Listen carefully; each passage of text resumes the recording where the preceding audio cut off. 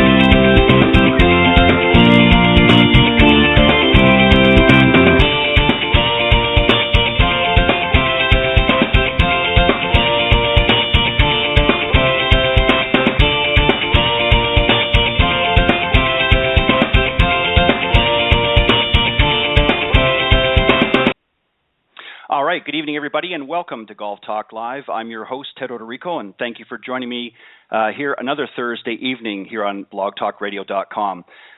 Again, I want to thank you for joining this evening. Got a couple of great guests. First up is going to be Michelle Sheptak. She's a national and international long drive competitor and also an avid surfer and likes to ride motocross as well as street bikes as well. We're going to talk to her in just a few moments. She's waiting here in the wings, but glad that she's going to be able to join us. Got lots to talk about. A little bit later in the broadcast, I'm going to be joined by Ricky Potts. He's the digital communications manager for Troon Golf and also a passionate blogger, and got lots to talk about him, very active in the golf industry. And as I said, he's the communications manager for Troon Golf out in Arizona. So he'll be joining us a little bit later in the broadcast. But again, thank you for joining us tonight. Just to remind everybody that the broadcast is live Thursday evenings from 6 to 8 p.m. Central Standard Time. That is 7 to 9 Eastern Time, and I believe that's 5 to 7 Mountain Time, and 4 to 6 for you out on the West Coast, which is where Michelle's going to be joining us tonight. Also, if you want to speak during the live broadcast anytime, you can call in and speak to either myself or the guests. You can do so by calling area code 646-716-4667, or you can certainly email any questions or comments about the program to me personally at ted.golftalklive@gmail.com. Or if you're interested in coming on the show, if you're somebody in the golf industry, whether you're a teacher professional or somebody that competes in golf and you want to come on the program, just send me an email there as well at ted.golftalklive@gmail.com. You can also follow on social media on Facebook. I'm there as well, both personally and also for the show as well. And you just go to facebook.com/Golf Talk Live blog and make sure while you're there that you throw a like my way. I appreciate that. And also I want to thank all of the recent followers on Twitter. You can get me at Twitter at Ted and Buck CEO. That's CEO in capital letters. Again, thank you for all of the recent followers. Also, in addition to following here on blogtalkradio.com, you can also download the podcast through iTunes now. They're available at iTunes. And you can also listen to Golf Talk Live at Stitcher.com. Any of those outlets, you can get a hold of the program at any point. And for those of you that aren't able to tune during the live broadcast from 6 to 8 p.m. Central on Thursdays, go to either blogtalkradio.com. Up in the search key, you can type Golf Talk Live, or you can just complete the URL with a / and Golf Talk Live. That'll get you to the home page. And if you're not able to, as I said, to join live, by all means, you're welcome to go to that main page, and you can scroll down and you will see the on-demand section where all of the previously recorded programs will be. And in case you missed one, you can catch us there. So, but for you that are tuning in live tonight, thank you again for joining us. And since she's waiting very patiently here in the wings, as I said, let me just tell you a little bit about Michelle, and then I'll bring her on the show. Michelle Sheptak, as I said, is an athlete. She likes to golf, surfs, certainly is very dedicated and very motivated and certainly committed to what she does. She's been athletic all her life, being on track teams from the age of 6, where today she still holds a provincial record, and she's from Canada, of course, another fellow Canadian, holds a record for the 200 meters for her age. She also played softball, basketball, volleyball year-round, and growing up in Canada also skied, another avid skier, as well as played hockey. Got to play hockey if you're from Canada, in a recreational league while she was in university. She also rides a dirt bike and street bike, where she has noticed her balance and core training has improved her riding, and we'll talk a little bit about some of the training that she's doing. And after playing golf for 10 years for fun, she was noted for her ability and grace to drive the ball, not only accurate but long, and staying in control and balance all at once. This brought Michelle to try to qualify for the California Championships and for the REMAX World Long Drive Championships. So without further hesitation, let me welcome Michelle Sheptak. Michelle, welcome to Golf Talk Live. Hi, Ted. Thanks for the opportunity. Not a problem. You have, as we've talked about off air several times now over the last couple of weeks, you have quite the laundry list of accomplishments. And obviously, being a golf program, we want to talk about your competitiveness in the long drive category. But I know you do a lot of other things. But let's start off first. Just remind everybody a little bit about yourself, where you're from originally. Obviously, I've mentioned you're from Canada, but tell us a little bit more about your background and sort of how you led into golf. Oh, my background. I mean, we could write a book about it, but the short of it is I'm from Canada, as you've mentioned. I'm from Alberta, from a small town called Leduc, which actually is now a city, and grew up out there, went to University of Alberta, jumping up to university, and graduated with my Bachelor of Science in Nursing. And about the time that I graduated after 4 years, there wasn't really much for work at home, so about after a year of going over to British Columbia to get some work experience, an opportunity came up for travel nursing, and then I traveled out to California, to Palm Springs, actually, for my first kind of real ER job, and I got my first job out here working trauma, and then moved up into flight nursing and said to Mom and Dad, 3 months, I'll see you, and 17 years later, I'm still out here in California surfing and golfing. Yeah. Well, that's interesting, too, because it's you know, and I didn't mention that in the opening because I wanted to let you talk a little bit more about that. But as you said, you originally obviously went down as a nurse and were pursuing that aspect of your career. And really, even though you've played golf for a number of years, that was not your reason for really going to California. There was a lot of other passions that you developed. So it's very interesting that, you know, sort of gravitating in that field, and you've got your educational background in it, of course, that's led you to some other things. So obviously a big stretch. What was really some of the reasons for going for California? Obviously the terrific weather and Pacific Ocean, of course, but what were some of the reasons that gravitated to California? For myself, my girlfriend that I traveled with, she didn't know a thing about golf. She didn't even know what a putter is. And so when we were first supposed to go to San Francisco and got canceled on a 24-hour notice, there was a mix-up at the hospital, and so we were figuring out where should we go next, and Palm Springs had an opening, so I was super excited. I mean, I'd been golfing back home for about 8 years, but back in Canada, to say you're golfing for 8 years meant you golfed about 3 months of the summer and called it a year, and that was just for fun, hacking around. I mean, so when I went out to Palm Springs, I thought, what a great opportunity to work on my game and work and get some work experience. But the funny side was I actually golfed more in Canada than I did in Palm Springs when I first got out there, because it was so expensive and a lot of the courses were private and I was new to nursing. I mean, my focus was work, so I ended up being like that weekend warrior golfer that was going out just to go hit balls on a driving range. And over the course of 3 years of doing that in Palm Springs, I got a lot of help from pros, and it's kind of cool to say that my home course ended up being PGA West out there my last 2 years. I could just go out and play any holes and practice, and had a little cool deal set up out there. So that kind of lit my golf fire again. But still, just playing for fun, playing full rounds of golf, and then just working on a swing that I basically never had formal lessons, never played in high school, never had any formal golf coaching per se, and had an ability to hit long in baseball and just liked being out on the course. So just kind of went out there and was trying to kind of self-taught and listening to every pro basically that tried to give me a tip at that time, which now I know a little better, but still it was a lot of, it still put me on some good tracks in golf and gave me a really good, strong knowledge of the game and foundation for what a golf swing is all about, basically. Do you think, Michelle, obviously being very athletic, you played a lot of different sports growing up as a youngster, and obviously ran track for a while through school. Do you think that helped a lot, really give you a natural ability to be able to master the golf swing? I think so, because, oh my gosh, to say master, I wish. But, well, as far as you're going to get anyway. I know. I mean, it has to have had for me, because when I struggle with it, if I didn't know that there's those moments you can hit it long and you can just hit it pure and you know what it feels like, those times were few and far between when I first started. But to be honest, for me to go play a full round of golf, and I would always always the 18th hole was the longest where we played. And that was my goal. I had 18 holes to warm up, and if I could hit that 18th drive, I didn't care if it went out of bounds, I was coming back to play the next day. And to me, that was what made golf fun. And if I didn't have my athletic abilities to draw on, I don't know that I would have enjoyed it so much.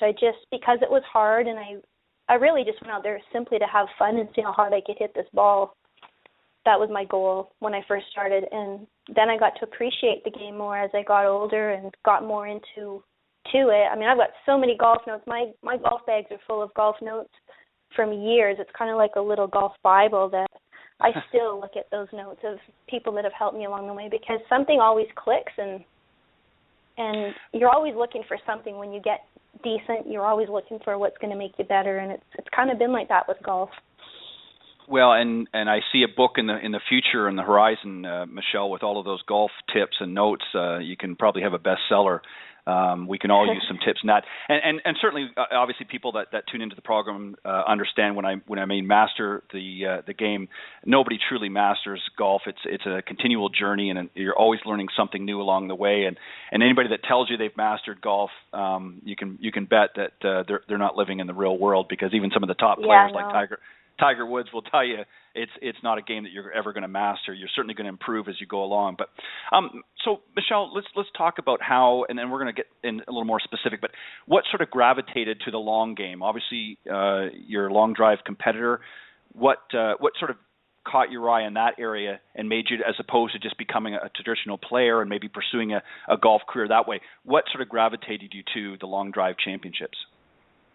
To be honest, I had no idea about it. I didn't even know it existed. I just thought golf for girls was playing in tournaments, and my goal was to try to qualify and get on the LPGA Tour, and I had a championship in California that I had to try to get into, and that story is kind of funny, because I was just playing golf one day and saw a notice in the women's locker room at my local course, and it was for 3 days for $200 entry fee. You got to go play Eyeglass in Pebble Beach, but you had to qualify, and that $200 was your entry fee, your golf cart, and paid for the caddy.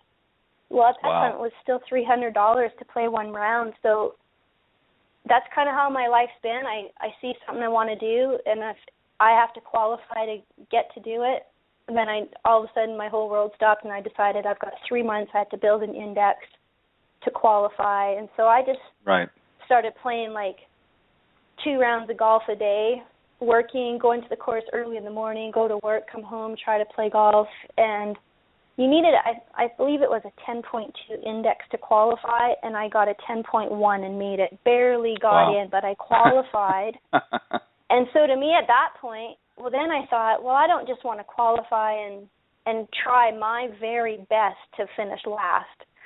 But then I thought, well, let's just go see, because the winner of that competition was going to get an opportunity to play in an LPGA event, and that was kind of my goal. Since I came from such a non-traditional golf background, I thought, well, I was just doing it to see if I could play a course, which is kind of how I got started in competing in surfing as well, and we can get into that later. But so during the course of this 3 months of me training, a good friend of mine, James Horton, he worked at Encinitas Ranch where I used to train all the time, and he approached me one day and noticed that I was there a lot more often and asked me basically what was I up to now, and he said, let me make you my 6-month experiment and let's put you in women's long drive. And I knew that it existed for men. I recalled at that time that I remember seeing the guys compete on TV, but I didn't even know there was a women's division. And so he kind of took me under his wing. He could see I was hitting it far, but I needed some work, and still do, and we all do. But after 3 months of working with me, I heard about a local qualifier, and I didn't tell him because he wanted me to wait 6 months. And I thought, I'm not waiting 6 months. Let me just go see how I do, and if I don't hold up to where I think I should be, I wasn't going to compete. I just thought I'll go down the tournament track again. But right. So I entered, and long story short, I didn't realize truly how small the long drive world is, and the event host at that time knew where I came from, and I was so brand new that they knew who's this new girl and where'd she come from, and I was so new to it. I didn't know anything. I mean, we try to go ahead early and walk the grid, see what wind conditions are. At that point, you would go pay your entry fee, and you could, you know, if you didn't do well, you could go put down another $40 and re-hit at that event to try to qualify. And so, of course, I went with $40, giving myself one opportunity. And I didn't want to put that $40 down till I knew I was going to hit decent. And you only get 6 balls. So I practiced, I call it practice, but I was out there hitting balls for 3 hours before I got 3 solid ones that I knew I could put in the grid and win. And I turned around and did win, actually. So that was my first long drive competition. I won, which was at the end of the season. And so at that point, you had to travel to Dallas for the last chance qualifiers. I still had to win a district. Well, since it was end of season, it forced me to go to Dallas to compete in their local. Had to get first or second in that to do the district. And then that, if you won that, you got to go to Worlds. And I missed it that year by, I think I got beat out by 10 yards in the qualifier. But that was my first taste of long drive. And after that, I just went forward with it. I mean, I passed my opportunity to play in the California Championship, and then the following year when they found out I was competing in long drive, I actually got an honorary invite back the second year, but they changed the venue, and I wasn't so excited to go play at the local golf course. It was close to me, actually. I wanted to play at Pebble Beach, so it's still there. It's still an event that I'll go after, but right now I still love playing golf. In fact, I probably play better now because I don't expect as much out on the course, and a lot of natural ability comes through, and I really make it hard on myself now trying to do my long drive swing off the tee, and then for the next 2 or 3 shots convert to my regular golf swing. And to me, that's the big challenge right now. I love doing that. I'd love to just – in fact, I'm playing in a tournament coming up. I just got invited into an invitational out in Las Vegas with the Hack to Jack reality show, and we're going out there in March, and I'll do a long drive demonstration out there, and they've got me in their it's a 3-day tournament, 2-man best ball, so they're betting money on us winning, so I'm excited. Well, it sounds like a great opportunity. Michelle, the other thing, too, that I wanted to ask you is obviously getting into more of the competition that you've been on the Canadian national team. Tell us about how that came about, and I know you want to give a bit of a shout-out to some of the people that are involved in doing and organizing that. Yeah, Canadian Nationals is run by 2 guys, Rick Benoit and Bill Stark, who are actually out of Toronto area. Excuse me, out of Toronto area. And again, I didn't know that there was Canadian Nationals. I'm living in the U.S. I didn't even know. I mean, it was only a couple of years into long drive, but they had followed what I was doing at Worlds, and there's not too many girls. I mean, I guess we're kind of an elite group. We're trying to build long drive, and on the other hand, the first year I competed and made to Worlds, there was 28 girls, and this past year when we went, there was 16. So people kind of know, like, girls that are hitting it long and are in these competitions. And so anyhow, they called me up, and I'd already missed nationals. I didn't know about it that year, so they gave me an honorary invite, and I went out and competed with Team Canada. So the International Long Drive Challenge hosts the Canadian Nationals as well. If you make Team Canada, they run an event called the International Team Long Drive Championships, which is truly that's one of my funnest competitions. It's I call it the Ryder Cup of golf because it's countries against countries. Right. But it's pretty much like the Olympics of golf. You make your country's team. Canada, you have to qualify. So to my knowledge, I think I am the only one living in the U.S. that has to go back home to try to qualify and then compete with Canada. And I've made the team 2 years. My first year we actually got second at the event, so that was really cool. And then this past year, one of the guys on my team actually took the men's division. So you never know who your teammates are. It depends how we all do at Canadian Nationals. But it's super fun. It's a lot of golf. It's 6 solid days. You're playing on a team, plus you're in your individual events, and everybody's rooting for everybody. It truly is one of my funnest events of the year, and those guys are diehards. They're both competitors. They both have been in long drive, and they basically are giving us a platform to compete on and asking us what we want as players and setting up the events in that aspect so that it truly is what everybody wants when you go compete. And they're working their butts off to make it for us. I mean, it's been in Jamaica. It's been in Mazatlan.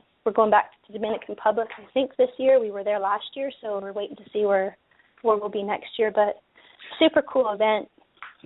Well, and the interesting thing, too, Michelle, the word you used is cool, and it is very interesting. It brings another perspective to golf in general. Obviously, traditional golf that we see, Thursdays to Sundays. We've got the Masters coming up here, of course, in a little over a month's time. But is sort of your traditional golf, 18 holes a day, and PGA, of course, is 4 rounds. I think the Champions Tour is 3 rounds. But it's interesting golf, but you're playing all kinds of shots. And there's a younger generation that's coming up now that I think has really gravitated to a different sort of perspective of golf, and that being the long drive, not just on the male side, but also on the lady side as well. So it's kind of showing golf in a different light. Don't you agree? I do. And what kind of makes it different?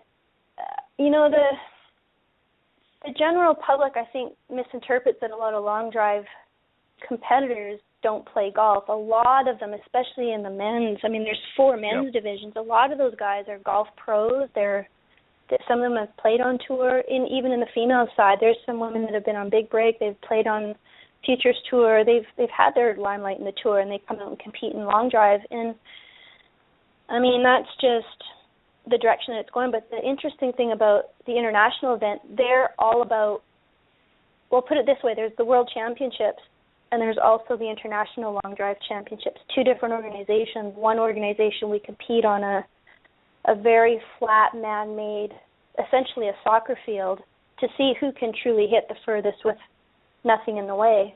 But when we compete with the International Long Drive Challenge, they literally go out and look at holes on a golf course and try to find one that's long enough, first of all, for us to compete in. But now we're hitting into what's a fairway with trees, and kind of lets the average golfer or tournament golfer appreciate more what we do, because now we're not just hitting into a wide open area. Right. We're hitting into the same playing field that they would be, and which kind of gives them a better perspective of truly how far we are hitting it. And, we got the wind. We've got all the same obstacles that the average golfer takes into play when they go out to play, or tournament golfer. And so it's just a different avenue, but it's bringing more people in the golf world aware of what we really can do as long drivers. Well, and also, too, I think, Michelle, by adding sort of more realistic looking environment as opposed to just a large grid, as you said, it not only brings in, some of your other golfers, but it also creates a more real-to-life situation. So, it's one thing to be able to hit the ball, 300-plus yards, but to be able to keep it sort of focused in on a very narrow landing strip, if you will, for lack of better words, is not an easy task. I mean, it's one thing to grip it and rip it and let it go wherever it happens to be, but now you're forced to sort of focus in a tighter dispersion pattern. So now you've really got to focus, and this again sort of weeds out some of your players, I'm sure, over time, and focuses them to really be focused on what they're doing. But I know that you've got a lot of sponsors that support you through this process, and let's just name a few of them here. Fujikura Golf, of course, provides the shafts. Fujikura they've been my biggest support. I mean, those guys have been with me from day one. I got to say, I got lucky and got fitted with them my first year into long drive, and then kind of went on my way, and for a couple of years was set with my equipment. I liked it, it worked, and didn't really give too much thought into what equipment I was using. But then I had a dirt bike accident 2 years ago now, which really forced me to change my way that I train. And I thought, if I want to continue to do this long drive, I needed to basically rebuild my entire golf swing and how I approach swinging. And they told me I'd never golf or surf again after that accident. So I reapproached Fujikura at that time just to see if they could take a look at what equipment I was using, and maybe I needed things adjusted for my injury. And they fully took me back in like family, and they've been such a good sport for me. In fact, they actually made me my own custom shaft for Canadian Nationals last year. I was beside myself. So they've been awesome to me, and I'll tell you, it's a world of difference to trust your equipment. And for kind of when I was new into long drive, I was always second guessing. I would have like one of 5 different companies' drivers in my bag and kind of go with whatever one I felt with that day. But I truly can probably hit a bunch of different varieties of heads, but I have no second guesses about my shafts. And if I'm having an off day, I mean, this year in my competitions, especially coming back after a year of missing competing, I didn't second guess my equipment once this year. If I didn't hit well, it was me, or that was just what was going to play that day. But I never once went home going, oh, I wonder if my equipment's right, or I wonder if this is right for me, because it truly is fitted for me, and they do take care of me, and I can't even stress how important it is to have the right shaft in your hand. So that's been huge for me. And then my Champs tees has been great to me, and Herzl gloves, they've provided me gloves for the last year, and Champs, spikes and tees, which is huge. I mean, how many spikes, tees, and gloves do you go through in a whole year? It's amazing. And then, with my injury, I really revamped my training, and I've always been an athlete, but I truly can say that I think last year I've been in the best shape I've ever been in. I went through some transformations and just approached my training on a whole different level. And super lucky because my trainer's in a city really close by, and he trains Olympic athletes and professional surfers, and I love it because we train out of his garage. He's at a high level of training, but for the sake of getting work done and not being in the spotlight when you're out in a public gym, it's awesome. So people ask me where I train and work out, and I love it because I'm on the beach or I'm in my garage training, and it's kind of going into the dark, and then you'll see me on the grid when it's time to hit. Exactly. And let's just talk a little bit about that. As I said earlier in the opening, you obviously surf and ride both motocross and street bikes. And you mentioned to me off air, but let's sort of bring everybody up to speed because you've mentioned a couple times about having an injury. So let's talk about that. You had a 60-foot fall in really some what you would classify as some extreme sand dunes on a dirt bike, and it put you, as you said, out of surfing and even golfing for a year. Tell us just a little bit about what happened there, and then some of the things that you've been doing with training to get back into shape. Well, let's see. So to combine the both, I had been riding a street bike for almost 2 years and just came home from a trip for my birthday. Did a trip from California to Colorado. So 9 days on the street bike, really honed in my skills, and was thinking about a dirt bike for a couple of years, but never really, always found something else to spend my money on. And came back from that trip, had an opportunity to get a dirt bike, and within a couple of months, had an opportunity to go out to Glamis, which essentially is on people's bucket list out here. It's a place where a lot of the off-road professionals go, whether it's off-road trophy trucks or dirt bikes. Those dunes are similar to a race that's across Central America, which is called the Dakar Rally. And if you've ever seen that, that's like a 14-day race across the deserts. And so Glamis is loaded with dunes, and you have to ride on a paddle tire, which I'd never been on.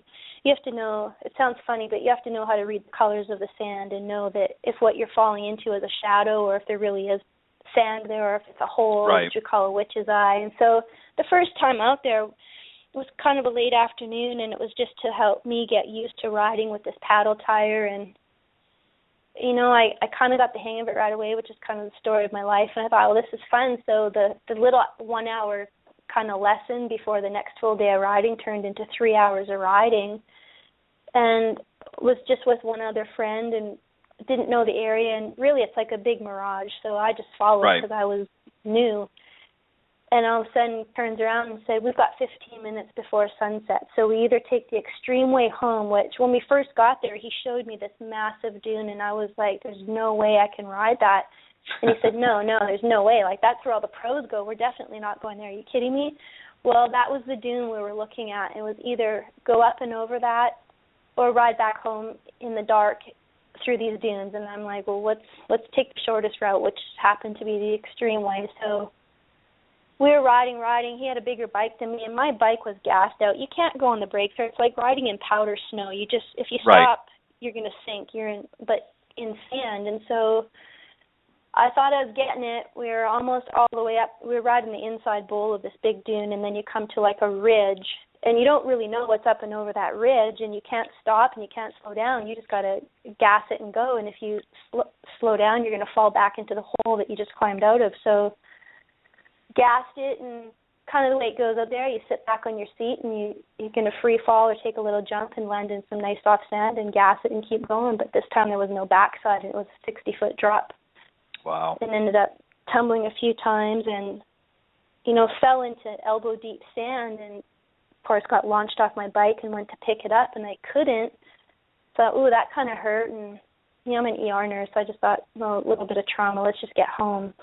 Managed to get home or to the campsite, and by the time we got there, I couldn't even feel my elbow, so talked my buddy into helping me relocate my wrist because it was obviously dislocated. I didn't break it, but didn't quite know. So we heard it pop, and we had like an ankle neoprene brace and built me a duct tape cast. And I actually rode the next day. I just couldn't move it 2 different directions. 2, I was fine, but that was my clutch hand. And you're on the gas out there. I didn't need my clutch. So I rode the next day, and I actually think I rode better because I forced myself to not fall. It made me be more aware and kind of like do everything right because it's going to hurt if you fall. So anyhow, that went on for about 4 weeks, and finally had the realizing it was just more than just a little sprain or maybe a traumatic relocation. Ended up tearing all the tendons in that wrist and putting a hole in the other bone. So I was out surfing, golf, and work for almost a year. Wow. For a little bit of fun. So obviously, that's quite a traumatic situation. So obviously, you were really potentially looking at a situation had it been worse, and we obviously know the outcome because you're back and competing. But it really could have been a much more serious injury that could have essentially ended your golfing career, if you will.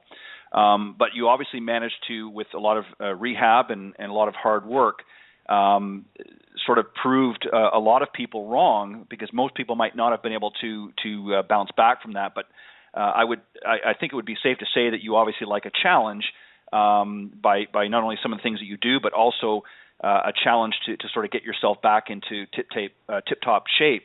What were some of the things that you had to do, and that if you can tell us a little bit about what your training was involved to get you back to this level? Well, it started, I'll be honest, it was lifting a little 1-pound dumbbell in hand surgery, and that was a big deal. And I was doing my rehab where guys like the San Diego Padres were doing training, and the day that finally made me feel like it's not just me and that I wasn't healing, I had a 6-foot baseball player beside me that was doing the same 1-pound dumbbell with a similar injury. And the big muscle guys, it's not about lifting 5 pounds or 10-pound dumbbells. When you've got a wrist injury where I was in a cast up to my shoulder for a good portion of those 9 months, and so I had a lot of muscle to rebuild in that arm as well. It wasn't just the wrist, but it was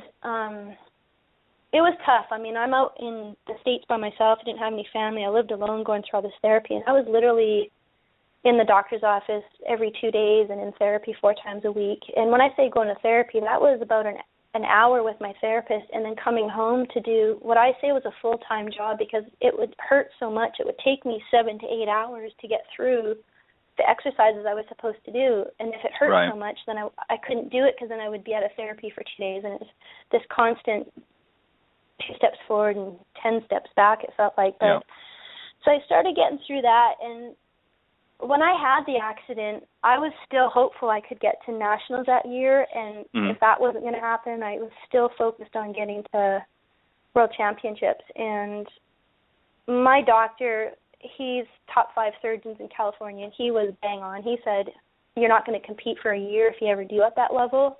I'll be surprised. And so I remember the conversations, holding out, and all it took was for me to try to hold a golf club in my hand. I couldn't even hold a wedge. I couldn't extend a club away from my body, let alone try to swing it. And I remember it was 6 months before I swung a club. Felt good, thought hand therapy was going good. My surgeon gave me the okay to try. His idea of try was I was allowed to try to do 10 half swings, but not even trying to hit a ball or take a divot, just try to swing a club. Mm-hmm. Well, I felt good, and I'd been out for 6 months, so I made sure my wrist felt good. I built myself a little duct tape cast. Like, I could have hit a ball with my wrist. It was so protected that day, but it was the first time in golf I went to the driving range. I didn't even try to hit an iron. I teed up my driver, and it was the impact that just resonated up my arm. I packed my bag and went home. I hit one ball and I was in tears. I'm like, I can't believe it. It really does hurt so bad that I can't. How am I going to hit a long drive if I can't even do a half shot off the tee? So I had to dig deep and readjust my training. That was my first wake up call that I got to do something different. I'm not going to be able to do this.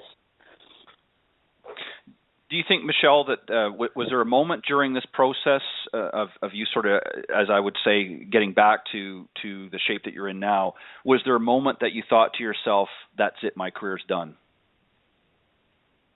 That moment that I hit that ball, when it hurt that bad, I truly thought it was done. And then, I sat out of surfing. I shortboard, and you're constantly pushing up off both wrists. And my surgeon basically told me, you're going to have to figure it out. You might have to push up off your knuckles. To this day, I still have to do some things off the knuckles on that wrist just to block it out. But it still gives me some pain, but it's more that I've overcome this big hurdle. And the more that everybody told me in the beginning that you can't do it or you won't be able to, until I got to experience whether I could or couldn't, I needed to figure it out. And through that trial, I realized I can do this. I just got to, it's going to take time, but I'm going to be able to do it again. And so I just had to mentally, it's been great overall. I mean, it really has changed my outlook. I was so grateful for the smallest things during that recovery time. I was grateful that I could still walk on the beach. I mean, I had a neighbor at the time who he's a professional dirt bike racer, and he's been in a wheelchair since 16 years old, broke his back, kind of like the next up-and-coming dirt bike supercross guy, and all I had to do was look over the fence and realize I've got my legs, I can walk, I can still do things, and this guy turned around and he just won the Ironman this year, and he's in a wheelchair. So I message him so many times and so often and tell him, like, you have no idea that you are my inspiration. I just had to look over the fence. I'd be in the house trying to do hand therapy, and I couldn't put my hair in a ponytail. I couldn't lift a fork. I was one-armed for like 6 months, literally, that when I just wanted to quit, I just thought, you know what, he did it. He was 16 in a wheelchair, and he's still competing. And he, in fact, actually rode Baja still on a dirt bike. They designed a bike for him. Wow. So I know there's a way. You just got to dig deeper, and I think that's helped me mentally with my game. It's helped me. There's got to be a mental edge in golf, and I think that's really helped me realize you have to be mentally strong to dig deep when it matters, because there's so many talented people, and we all want to win, and we all train, and we all want to do our best, but there's only one winner, and there's it's such a fine line of what makes that person win. So. Well, and that's a very excellent point that you make, because we've talked here many times on the program with a lot of the guests that I think the golf industry in general is starting to realize just how important. I mean, we've heard over the years players like Jack Nicklaus and, of course, more recently Tiger Woods about how important the mental side of golf is, and how much more important it is really than the physical side. And that doesn't mean, the players out there that take good care of themselves, that doesn't help. But truly, we've seen some phenomenal players who are in fantastic shape, very healthy, very strong, can hit the ball with, tremendous force, but yet don't win week in, week out. And yet we've seen others that maybe don't necessarily have the picture-perfect swing, but are very mentally tough. Jack Nicklaus, as I said, is probably the best example I can think of. Certainly had a good swing, but not one of the best on tour even at his time. But his mental capacity was so good that he was able to really think his way around the course. And obviously, you've had some help along the way. You've had to do some extensive training to get yourself back in preparation for long drive since that accident. And why don't you tell us some of the sponsors that you've worked with that have helped you do that? Just share with the audience some of the people that you've worked with. My biggest one, again, is my personal trainer. And, again, I found him because of the guy that got me into long drive. So thanks to James Horton. And Paul Hineker is my trainer out here. And so he's got a company called SurfFit, which is really about functional training. The year that I got in really good shape, and people that hadn't seen me for a year had commented, like, the transformation I went through. And people thought I was lifting weights, but truly it was all about functional integrated training and activating your nervous system and learning a lot about muscle activation. And you know, prior to all this, I did have a neck issue that for years bothered me. I could only surf for a certain amount of time, and I used to do the surf all day, golf all day, and was limited, and it was because of my neck. And after training with Paul, I'll be honest, I haven't thought about anything that hurts in my neck for the last year. I mean, he aligns your nervous system, and he's so good at assessing, and he comes from different backgrounds. He's a surfer himself. He competed, and he does golf, right. But he's got, like, training in TPI, and he knows he's just got so many different certifications, and he kind of takes his knowledge base from all different aspects of different types of training and has created his own program. And, I mean, he's been training Taylor Knox, professional surfer out of California, and he was at the top of his game before we even really knew what big wave paddle and surfing was, and Taylor was doing that.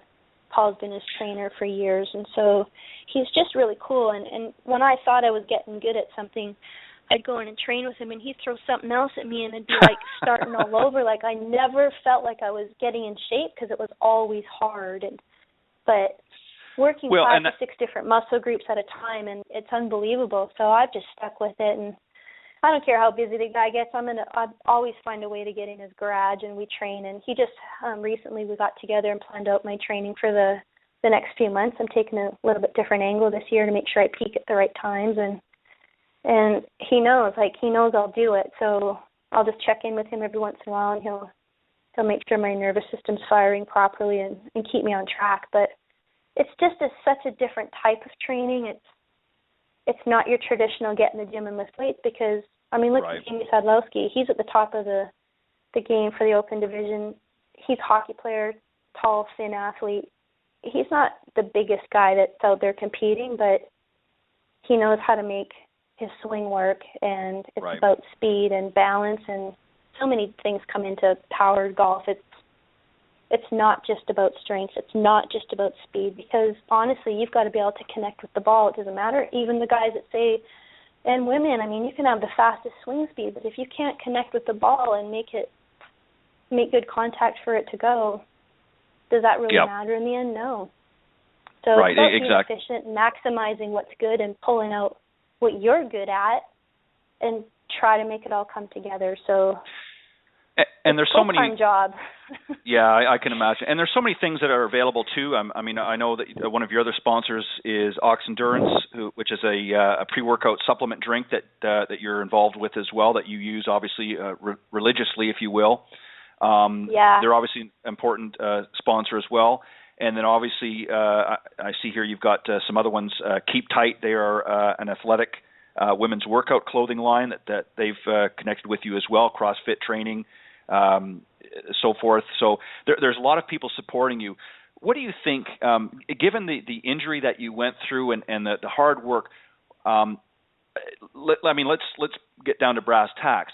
There are a lot of sponsors out there, given that same scenario, that might be wanting to pull back and say, well, wait a minute, we don't know what's going to happen here. But that didn't happen with you. You actually had the opposite effect. A lot of your sponsors really stepped up. Fujikura, as you mentioned, with the shafts, and Paul with his company SurfFit, and some of the others, of course, have really stepped up to help you back into that transition. That says a lot about the people that support you. It truly does. And, I've got a competition coming up here soon, a golf tournament, and I'm struggling to find an entry fee, and it's always been like that for golf. And I can't tell you how many times I've said, well, it's awesome to get product, but when it comes down to paying an entry fee or getting on a plane to travel, that doesn't get me there. And a lot of people might turn around as an athlete and say, well, I'm not going to use your product because you're not paying me. Right. And for me, I'm so grateful. I honest to God, everything I use and any name that's associated or that's branded with me, if they don't give me a penny, it doesn't matter because I use my Ox Endurance daily. Fujikura is definitely up there with me. I can't do what I do without my shafts. And Club Glove, they make me an amazing bag every year. And Keep Tight Gear is a new sponsor for me. That's awesome because they're all about a high-end quality of women's workout gear out of Colorado, and I just became their fifth sponsored athlete, not knowing that the previous four were all CrossFit and women that compete in fitness competitions. And I'm like, how do I fit in that loop? Well, they flat out said golf wasn't on our radar until we got a hold of your resume. So that was an honor for me. I'm like, so I'm their first golfer surfer, and I'm not in that same level of competitions or even fitness of those four other women, but it made me want to represent the company well, and it's made me not want to back off my training at all because even though I don't compete in CrossFit, those women, I don't even hold a candle to them. Their physique is just amazing, but I'm just honored that they will let me wear their gear to train in. So, it's everything from the hat on my head to the tees that go in my ground. It's everything about me. My training, surf fit, and Ox Endurance, and then even my belt buckle, 59 belts, they designed me a belt buckle with a Canadian flag on it before going to Nationals last year. And when I realized that they also designed a belt buckle for Paula Creamer, I'm like, how do I even sit on that same platform? It just makes me feel honored that they want to step up for me when I'm truthfully just putting in the hard work. And like every sport I've done, we've had this conversation. I get to a decent amateur level, and if I enjoy it, I'm competitive, and I always find myself competing, and I don't change sports or move on until I've won. Right. And that's kind of how I fell into long drive. I just golfed for fun and got this idea in my head I was going to qualify for the California Championship, and I did, but I didn't go compete in it. Then I moved on to long drive, and 7 years later, I've won local events, but I have not won a major, and that's where I'm at. And I've worked so hard and put so much on the line that I'll be around this game until I do the absolute best I can. And I've got so many positive people this last year with the injury, and just a good, I can say a really good golf family. My sponsors feel like family. They're always there. They always checking up, see if I need stuff, and it's just really cool. I can't even list. There's so many, and then Hats Jackson new deal with me, which they are recently sponsored by TaylorMade, and I've just interviewed, and I'll have some TV time on their reality show in season 2, and then that's leading into a possible movie thing that I got invited for. So just that's kind of on the down low until we figure out more about it. But just so many things that I look back, would have any of this have happened had I not had my injury improved, that I can still compete? And who knows? 7 years up to that, I didn't have all the stuff that's on my plate right now, and I'm so grateful for everybody that's been a part of my golf.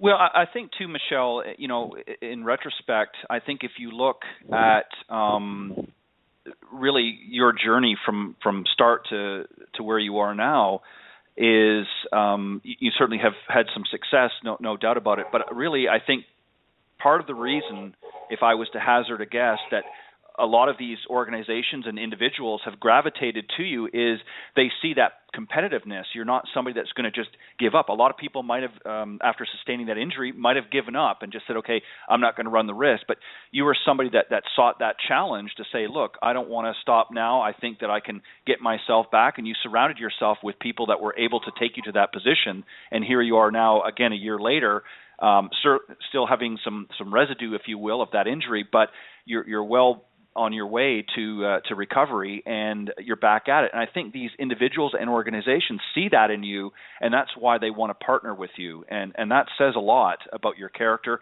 and says a lot about you as an individual. I appreciate that. And I mean, I've thought about it. I'm like, why do certain sponsors step it up then? And it's kind of unique. I mean, they've said to me, it's kind of like companies now look to not just who's the best at their game, or I mean, there's so many reasons why a company would want to sponsor an athlete, or they pick an athlete and they get injured and then they drop them, or right. It's just not in the budget anymore to continue to have, companies, it's hard for them. They need to stay within budgets, and they've got to pick like one or two, and it's, it's not easy on their part either. But the other side of that is, I mean, for a couple of years, it's kind of been a combination of, well, are you a surfer or are you a golfer?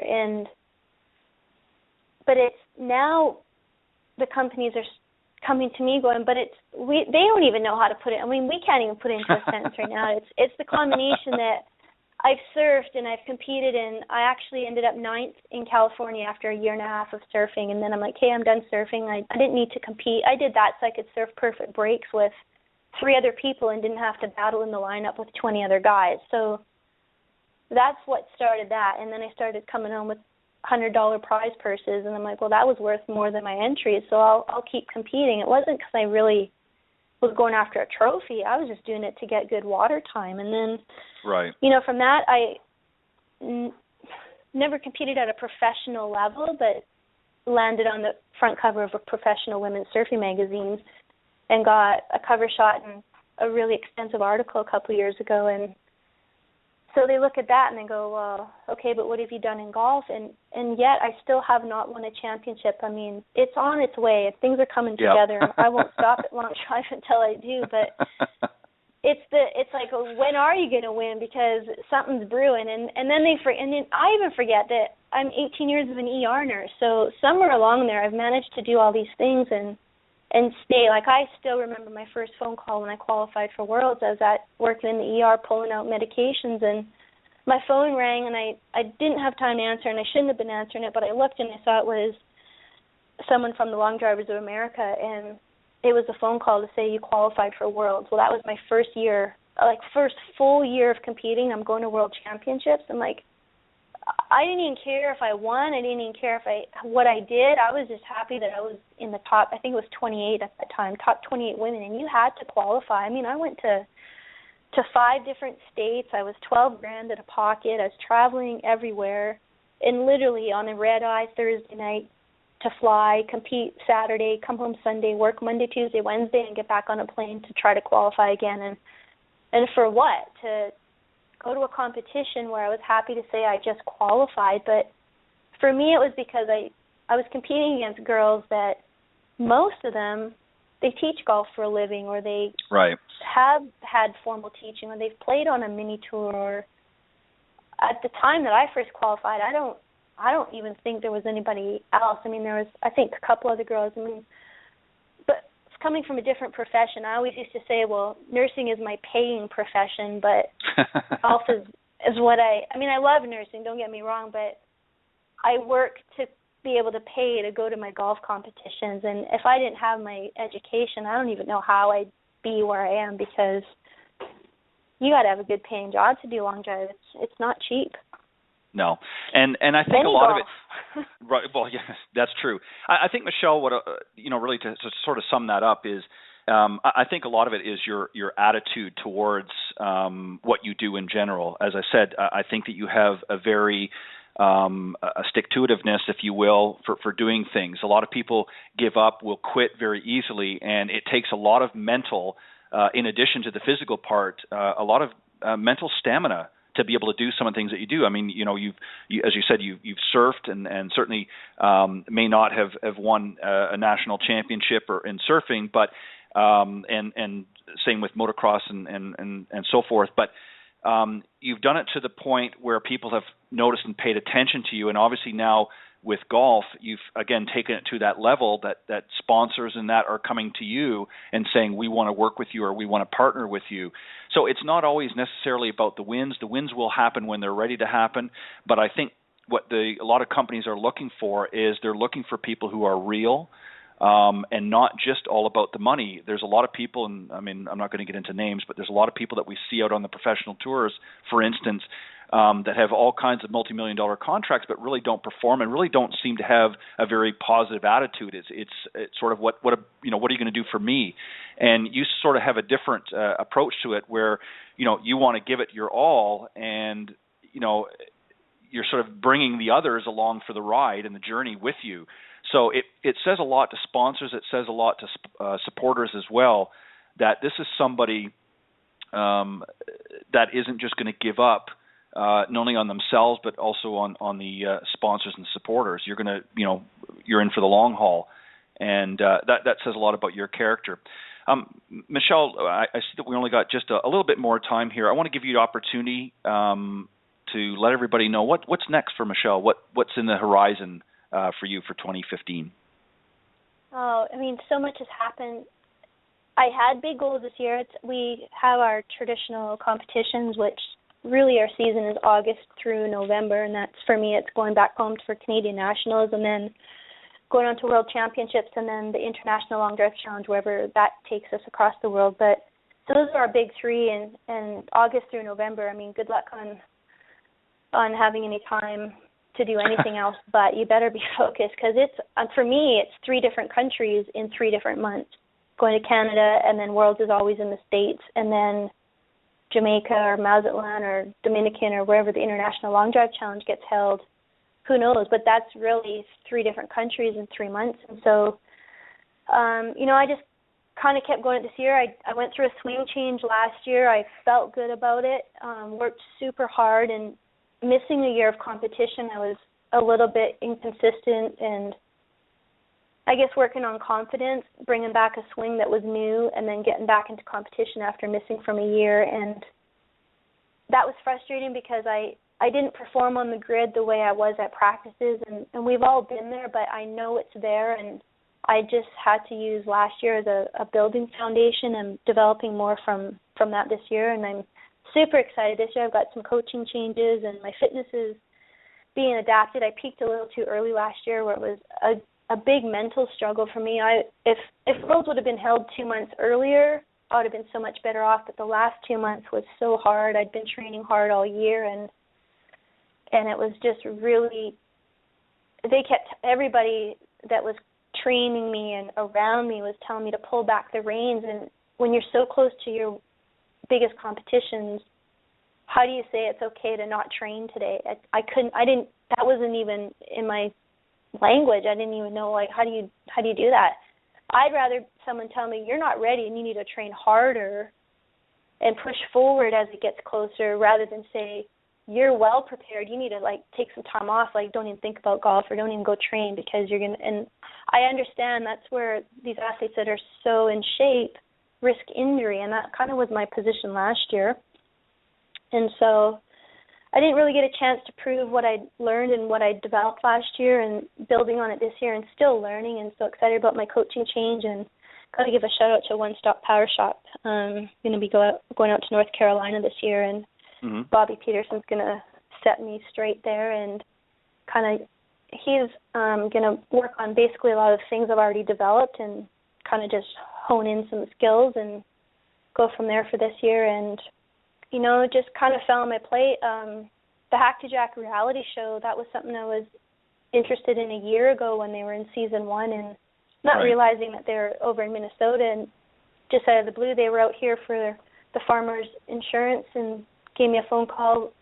Was I ready to interview and do some filming for season 2? And I was like, oh my gosh, okay, there's nothing about thinking about you're kind of in your off season and then someone calling you to do that, and you need to go shine the rust off your clubs that have been sitting for a month. So I was a little bit stressed, but it was super fun. I mean, it's awesome for me. I've been hitting TaylorMade for 7 years, and I don't have a sponsorship from them, but I've just always trusted that what's in my bag, and TaylorMade's been part of that. And it's unique because TaylorMade's now sponsoring the Hack to Jack show, and so that's super cool.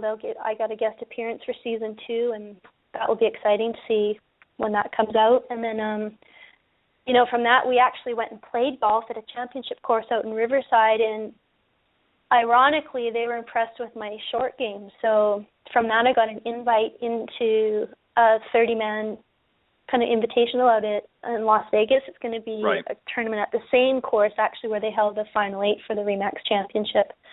So I'm looking forward to that. And then that tournament in itself is kind of unique because I don't know if you've heard about Be the Ball golf documentary that's being done by Eric Landers out in LA here, and he's going to be it's the Be the Ball Golf Invitational, so he's going to be out there as well, and we'll be doing some filming, and I'll be doing a long drive challenge and demonstration to start the tournament off, which will be filmed and get some exposure for people that have been helping me along the way for that. And then another unique opportunity that kind of was presented to me before Christmas, but it's involving a new golf movie that will be coming out that could have a pretty unique part in it, so can't say too much about that, but it's definitely on the radar. And honestly, and then on your golf talk show, so like in 2 months, it's been golf show, golf movie, golf talk show, and people ask me, well, how do you have time to surf and train and work? And you just fit in. I was up at 4 a.m. to go do a nursing shift. I messaged you before. I'm like, I got to hurry up and go get some training in because I got to be on the radio, and you just got to do it. I've got a goal, and I didn't go 7 years of counting the pennies and doing what I do to say, well, today's too hard, or today I feel too tired, or and what pushes me is I always, I've got some great sponsors, and I've often looked at it and I go, well, could I do without one or the other? If I need money to get somewhere and they can't help me because they help me with product. If you look at the list of my sponsors, they're all at the top of their game, and it just makes me feel grateful that I'm on their list. So when I go to practice, and I've always dressed the way I compete. It's just about being professional and respecting the game. And the other day, all it took, didn't want to go and train. I was sore from my previous workout, and I had to work a night shift, and I'm getting dressed to go train, and really I put on my Ox tank top and my keep tight shorts, and I was like, do I really want to work out? But then just to see those two brands flash at me and go, they're doing so much for me, you better go work out. Like, I feel like because I've got these companies that are at the top of their game, it's kind of like you can't slack. Like, you can't go hit a Fujikura shaft and not be out there practicing with intention is what I feel like. Of course you can.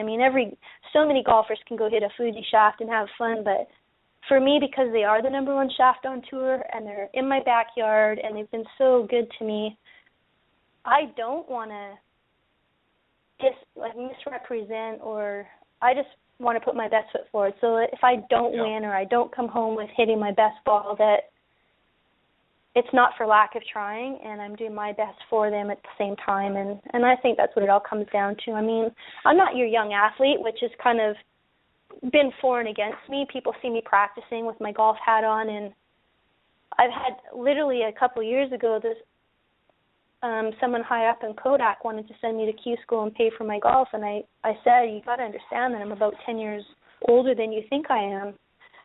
And he's like, wow. And so sometimes that's pulled me out of possibilities, but now it's coming back where companies are looking at my surfing and my education and what I've done in golf, and truly have presented it to me that you're like the brand ambassador we want. Like, we've got younger athletes that you can motivate, that you've done so many things that to them it truly is about. For years I've kind of been like, well, I don't know how to describe me. It's kind of the whole package. If you just give me half an hour, I can tell you, but they don't have half an hour to hear that. And now, as you can tell from this show, that there is quite a bit about it, and it's even hard for me to explain, so I don't expect companies to understand it right off the bat. And it's been years. I've worked hard at it.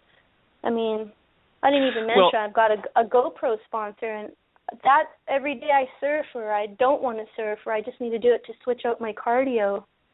I'll just decide to go film a surf session because that's my motivation to come home and see if I could get a cool shot. I just find the silliest things sometimes to motivate me, and you've got to change it up. You've got to stay focused because it is a grind and it's daily. Well, and Michelle, the thing is, and like we said, I said earlier, I think a lot of it stems from your attitude towards things, and I think that the sponsors and a lot of these supporters see that, and they look at your past, and age sometimes certainly does play a factor in certain things, but I think companies are starting to realize that experience is certainly something that they want to have under their umbrella as well. Michelle, I'd be remiss before we close off on your segment here. I would be remiss, considering that you're a long drive competitor, if I didn't give you the opportunity to tell us just a little bit about how long some of your shots have been. What's the longest you've hit, and what's your on average? What do you hit? My longest in a competition is 3:05. I've hit further than that, but it only matters when you're in the grid, when you're being timed. Sure. I mean, we get 2 minutes and 45 seconds. We get 6 balls. A lot of people don't understand that it's not just a wide open field. At Remax, it was a 60-yard grid, I believe. And then when we compete with the International Long Drive Challenge, it kind of varies depending on which country. I mean, if you can imagine, we're competing in a third world country like Dominican, and you don't know what you got there. They actually had to uproot a palm tree this year to make the grid be 40 yards wide for us. So now you're looking in a tight landing area. And so in competitions where it's mattered, 3:05 is still my furthest. And in a golf tournament where it was a pro-am, I hit in 3:18. And the funny thing is I've hit 3:18 and 3:15 in golf tournaments. And you think, well, when you're on a wide open area in a long drive competition, why can't you hit further? But you're timed, and there's so many factors. And it's the same for all of us. But, again, that's just coming from trusting a new swing and working on things and building the confidence. And it'll come. I'll keep grinding for another 7 years. Well, Michelle, I want to take this opportunity to thank you very much for coming on and sharing your story with my listeners here on Golf Talk Live. I appreciate it, and it is certainly a very interesting, very fascinating story, and I know that you've got many, many more great years ahead, and I invite you to come back a little bit later in the season as we get closer to both the national and international championships. Give you an opportunity to come back on the show and maybe bring some of your fellow competitors or teammates rather, and maybe we can get a little bit more information from that as well. But Michelle, I want to thank you very much for reaching out and for coming on the program tonight. I appreciate it. Thanks for the spot tonight, and thanks for helping me talk a little bit about golf and bringing women into golf and just talking more about long drive and letting everybody kind of know what we're more about. Well, it's definitely a growing trend. There's a lot of great ladies in golf, and obviously the long drive championships certainly make the sport even that much more interesting from your traditional playing. So kudos to you, Michelle, and again, thank you very much, and to all of your sponsors for sticking with Michelle. I think she's got a great future ahead, and I know that I see a championship maybe this year in her future. So, Michelle, again, thank you very much for joining me here tonight on Golf Talk Live. Appreciate that so much, Ted, and thank you. I look forward to being on another show with you. All right. We'll talk to you soon. Have a great weekend. Take care. You too. Thank you. All right. Bye-bye. Okay, that was my very special guest, Michelle Sheptak from Canada, now living in, of course, California, out on the coast. And she is, as I mentioned, a both national and international long drive competitor, as well as a surfer, a nurse, and motocross and street bike rider as well. Really a jack of all trades, if you really. But obviously, right now she's working on being a long drive competitor. And I just found her story to be very interesting and very fascinating, and wanted to share that with listeners. And obviously, thank you to all of her sponsors, as I said a moment ago, for sticking with her. And it's certainly not an easy journey going through an injury, such as she has sustained, and be able to work through it and get back into a high level of competition. Not an easy thing to do, and certainly not something that a lot of sponsors would stick by, as she indicated earlier in the broadcast. But for those of you that may have tuned in a little bit later and missed Michelle's interview, stick with us now. I'm going to be bringing out here in just a short bit my next guest, Ricky Potts, here. In fact, I think he's ready now. But if you missed Michelle's segment, wait till after the end of the show. The program is auto-recorded. It is live right now until 8 p.m. Central Time. But if you stick with the program and listen to my next guest, you can go back into the same link and you'll be able to hear the full broadcast with Michelle's interview. But as I said, my next guest is the digital communications manager for Troon Golf, and he's going to be coming out here. Does a lot of great things. He's going to be coming out here in just a moment and talk a little bit about Troon and some of the other great things that he does. He's also the owner of the Google Plus golf community. We're going to talk to him a little bit about that here in just a moment. But let me just read you a little bit about Ricky Lee Potts, just tell you a little bit about his background. As I mentioned, he is the digital communications manager for Troon Golf out in Arizona. He's considered to be a passionate blogger, a total beer snob, that's his words, music fanatic, weekend golfer, of course, and runner and all-around opinionated realist. We're going to talk to him a little bit about that. He was recently appointed, as I mentioned, the communications manager, digital communications manager at Troon Golf. I believe it was in 2014. Brings a lot of great insight, very great marketer, and just a decent guy. And he reached out to me, wanted to come on the program and share some of his thoughts with us. So without any further hesitation, let me bring out Mr. Ricky Lee Potts. Ricky, good evening and welcome to Golf Talk Live. Hey, thank you so much. I'm excited to be here. Well, I appreciate you, Ricky. I hope I got everything right. I know you've got a long list of accomplishments. I know you've done a lot of great things and very passionate about this game. And I wanted to give you an opportunity, Ricky, to come on and talk about some things. Let's talk about, first off, your role with Troon Golf, obviously most importantly. But let's talk a little bit about that, how that sort of came about. But before we do that, just tell everybody a little bit about your background, where you're from, and sort of how that position came about. Sure. So, I'm quite the busy individual. You had alluded to just a few of the things that I have going on a daily basis, but I'm sure we'll be able to touch on most of those this evening. But I'm originally from Indiana. I lived in Indiana my whole life and got sick and tired of shoveling snow, quite frankly. I hear you. I hear you. Well, it's 78 right now, and it's a little chilly, so to give you an idea. So I was working for a company named Imavex, and they are the preferred website provider for Troon Golf, both corporate and daily fee resort websites. Worked for them for over 6 years, actually, and worked so closely with the team at Troon that it felt right when I moved to Scottsdale. And I didn't initially move out here to work with Troon by any means. I actually moved out here with the excuse of playing more golf, and did just that. Ended up playing, I had a goal last year alone, a goal to play 50 rounds, and I ended up playing 64. So it was a successful year last year. But the idea with Imavex was that I knew all the guys in the office, and I stayed really close with guys like Dolph May, who has been with the company for a few years, and Brett Brooks and Cody Sherrill, and these guys that I just stayed in touch with through my time with Imavex. Well, I didn't really talk to them much after leaving Imavex. I decided to leave kind of for quote-unquote greener pastures and took a position with Gannett Incorporated. It was not golf, and I missed it.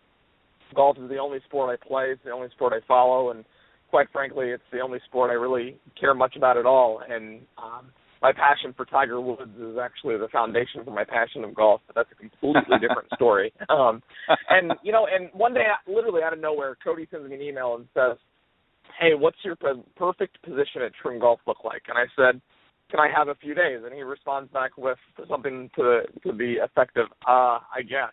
And I come to find out he only wanted a couple of bullet points. So I decided to take that above and beyond. I put together about a 35-page document that was branded to Troon. It had letters of recommendation from people worldwide that I had worked with in the past that had everything you could think of. And I asked to meet him for coffee one evening after work, presented it to him, and he was, I think, a little overwhelmed. And I didn't hear a word from him for a week later. And I'm like, you have got to be kidding me. Like, what is going on? I can't do anything more to put myself in a position to work for this company. And it had been a dream of mine for many years to work for this company. Long story short, I ended up having an interview with Chris Strauss, who is now who I report directly to. We hit it off, and it's unbelievable the same vein that he and I think in from a marketing standpoint.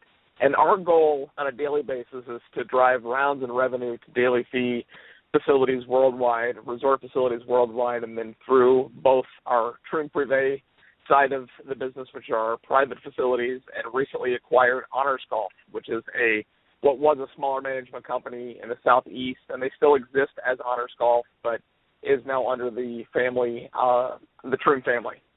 So it's something that took a long time for me to get to, and the first day, my very first day in the office, I started on January 3rd of 2014. And it was funny because the week that I accepted the position, I was like, by the way, I'm going to Maui for 3 weeks, so I hope that's okay. So I took a little bit of a vacation, went to Maui, and it to be completely honest, it hadn't really sunk in that I worked for the company. But my very first day, I took my resume to Chris's office, and I ripped it into 2 pieces, and I set it on his desk and said, I never want to print this again. And I mean that. And obviously, as I move positions within the company, I'll probably have to print that resume again. But it was the fact that I was striving to get into this position for so many years, and to finally be there, even as I walk in, just this morning, I'm walking in and I look up and I see that Troon Golf logo on the side of the building, and it still hasn't sunk in over a year later that I'm in the position that not only I feel like I should be in, that I know that I should be in, and hopefully my teammates on the sales and marketing team at Troon would agree with that and echo that wholeheartedly. Well, and Ricky, you raise an interesting point. My previous guest, of course, Michelle Sheptak, who is a long drive golf competitor, has kind of a work ethic very similar to yourselves. Obviously, you enjoy. You have to be passionate about what you do, and obviously your resume is well documented.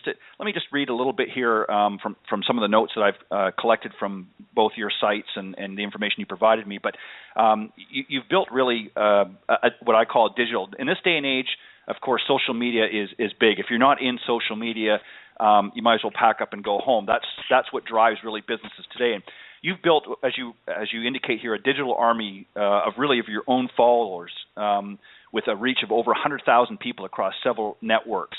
You own one of the largest Google Plus golf communities with more than 10,000 members that continues to grow daily. And also you're a graduate, as you mentioned, at University of Purdue with a Bachelor of Science degree. So you're very well educated. You're certainly a hard worker to generate that kind of followership, if you will. It takes a lot of hard work and a lot of smarts as well. What do you think really drives you when you get up in the morning? What drives you to really get to that level? It's funny because I don't think I work. And, my dad had always told me growing up, and he's worked in manual labor for his whole life, and he always told me growing up, if you love what you do, you'll never work a day in your life. And I honestly believe that I haven't worked a day since I started at Troon Golf, because to think about me getting the ability to get up every morning and go into the office and help these facilities worldwide, some of the best golf facilities on the planet, to help them understand more about whether it's how to post a status update to Facebook, or whether it's how to write a blog post, or whether it's how to optimize their website for search engine optimization.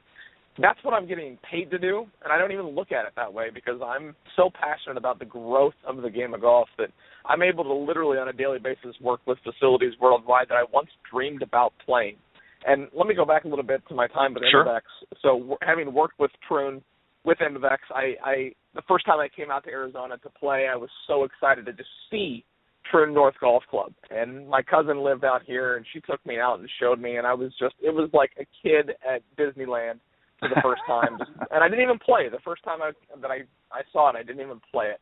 And the second time I came out, I got the opportunity to play it, and it just blew me away, like the quality of the golf course and the experience from the outside service to the restaurant, you name it. And that was not that long ago. I mean, 3, 4, 5 years ago that happened. And now I consider Troon North Golf Club, it's the closest Troon facility to where I live, and I play it more than any other Troon facility, and I consider it my home course. I played it last Saturday, and to this point now, I'm pulling up. I'm there so often. I pull up, and it's like, oh, there we go. Let's go play Monument today instead of Pinnacle. And that transition has happened because of the hard work that I've put in over the years. And I'm still young, and I still feel like I've got so much ahead of me that I'm literally just getting started in that respect. But when I wake up in the morning, I can't wait to get to work, to be able to see what my inbox has for me today. And I have a very hard time disconnecting. Talking about being digital, I like to say I live online, and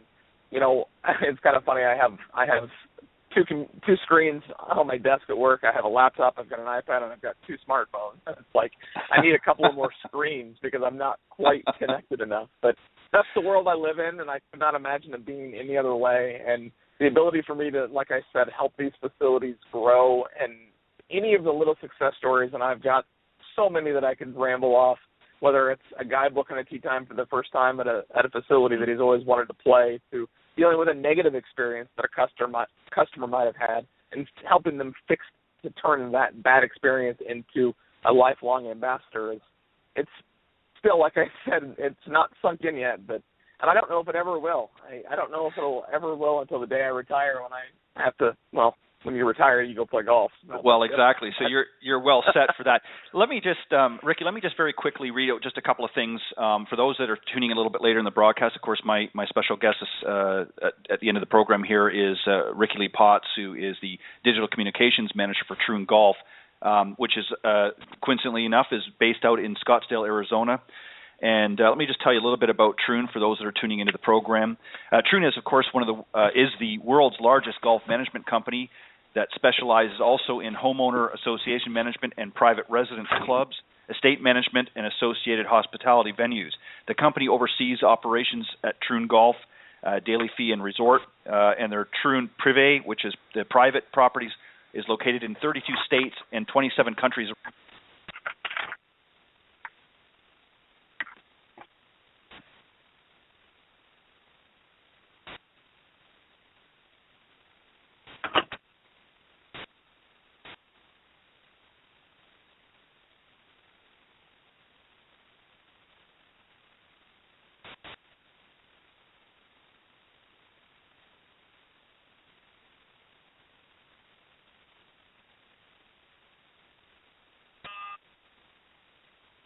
Well, I apologize. There's Ricky back. I apologize, Ricky. Welcome back. I don't know what happened, but for some reason we got dropped, and somebody, I guess, was a little bit anxious. But what I was basically saying, Ricky, was this about Troon Golf is obviously it's a highly recognized organization, and certainly I know feel very privileged to be part of that team. One of the things that I wanted to give you an opportunity tonight to talk about as well, in addition to your employment with Troon, you also own and operate one of the largest, in fact, probably the largest golf community on Google+. Explain a little bit about that, how that sort of came about, and what is, for those that aren't as tech savvy, if you will, what is Google+? Okay, so Google+ is basically Google's Facebook competitor.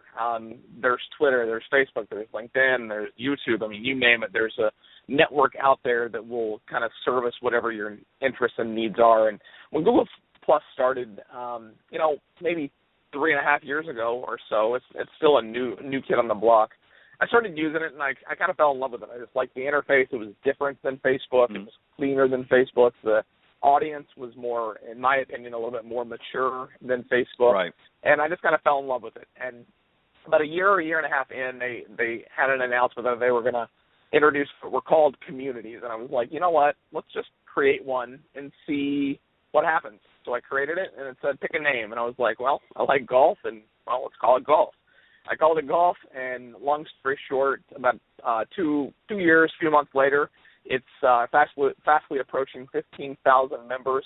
The second largest community. And you look at communities, a community is like a group on Facebook. So if you're a member of a group on Facebook, it's the same difference. And the second largest golf community has just over 1,000 members.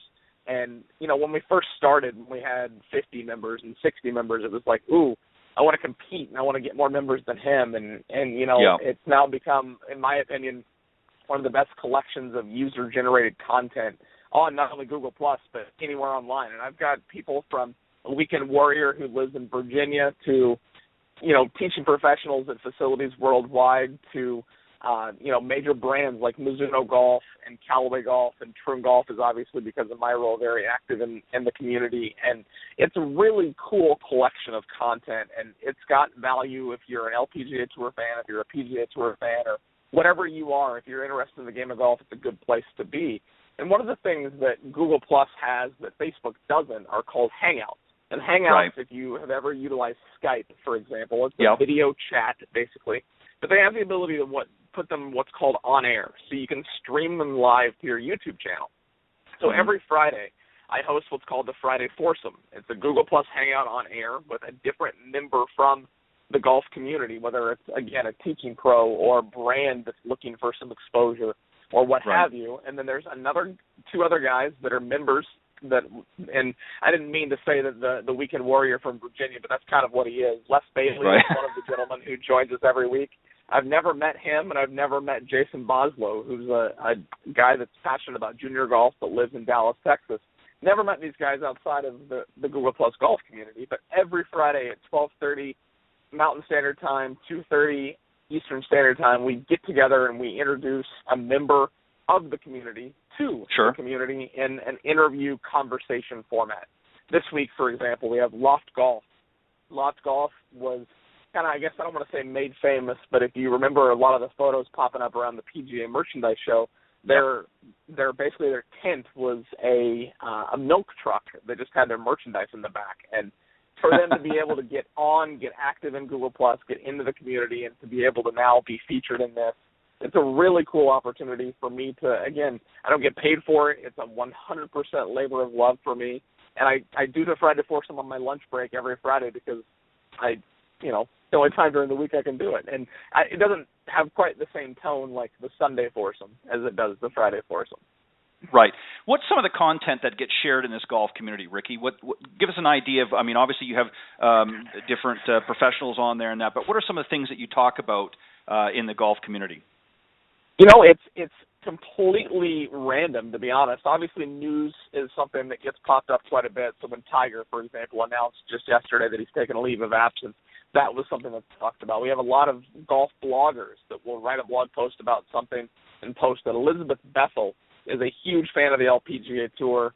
She writes a lot of blog content on the LPGA and posts that. LPGA over the last few years has been, and I don't want to make it sound like they are, but they've been struggling a little bit in regards to popularity, and anything that she can do to help increase the interest of that is something that she's sharing. We get tips and tricks. David Seaman is a teaching professional that posts video tips and tricks almost on a weekly basis. We get John Henry, who works in the golf business, posts a lot of just kind of news stuff that he sees relevant. And then I'll throw in some, what would you do, or, if I play a golf course that I have a good experience at and I have a good photo to share, or it's literally anything and everything that's relevant to golf. And the best thing about it, because of the number of members that we have, the content changes so frequently that if something's posted at 5 o'clock in the afternoon, by 6 o'clock, you've got so much new content over it that it's literally, and one of the things that because of being so obsessed with the success of this, I get a push notification to my phone and an email for every single post that gets shared. Wow. And there is a lot of spam that gets posted. So maybe a brand trying to promote their product and just post salesy type content. I'll remove a lot of content because I don't want it to turn into that. There are opportunities for brands to do that, but I like to make sure the content is relevant. Golf Now does a lot of promotional posts where they'll promote things, like they just finished a free golf for life, and they actually not even finished it. They're still going through that. Well, they're promoting that in the community to drive interest to that campaign, and that's just an example of, if there's a brand in the game of golf that's on Google Plus, they're in and welcome to join the Google Plus golf community to share their story with the, as I said, nearly 15 and growing thousand members. Wow, that's fantastic. And you raise a really a valid point. And obviously, as the administrator of that group, you have a daunting task of trying to sort of filter things out and making sure that it's not just getting hit with a lot of spam. And that's one of the criticisms. I mean, obviously, I'm a member of a number of different golf groups on Facebook, and that's one of the things that I don't like. I mean, obviously, I post for the show here through there, and I try to keep it to a minimum that I'm not, sort of overstepping my welcome, if you will. And if a group specifically doesn't want that, then I'll graciously back out. But there is a lot of, I don't want to say garbage, but a lot of stuff that gets very repetitive in these groups. So what are some things that you do other than just filtering through that you do to try and keep that content relevant, and also to prevent that from sort of happening where you're getting a lot of repetitive advertisement or junk mail, if you will?